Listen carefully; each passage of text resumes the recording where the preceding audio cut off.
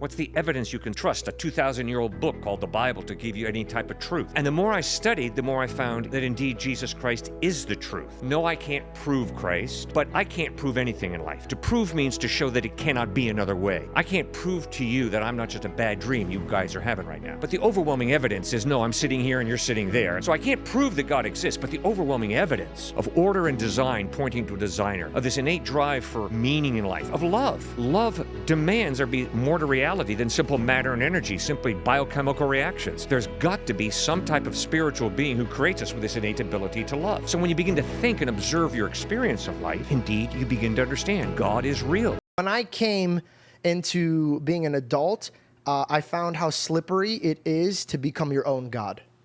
And when you find your success, when you find your power, when you find your money, when you find your lane, and you find nobody's hovering over you telling you what's good or what's bad, I decided that, you know what, I'm an adult. Let me ponder what life would be without God.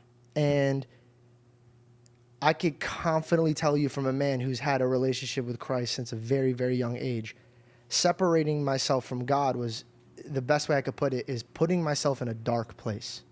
No light. Very, very alone and very, very scary. So I gave up my light to try to find my own light. I'm my own light. In middle school and in high school, and then really intensely in college, people challenged my belief in Christ.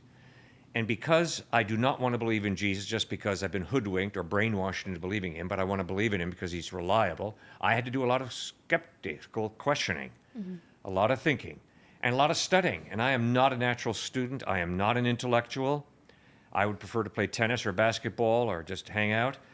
But because I was asked so many hard questions, that challenged me to think through, why do I believe in Christ? What's the evidence that God exists? What's the evidence that Jesus is reliable? What's the evidence that there's life after death? What's the evidence you can trust a 2,000-year-old book called the Bible to give you any type of truth?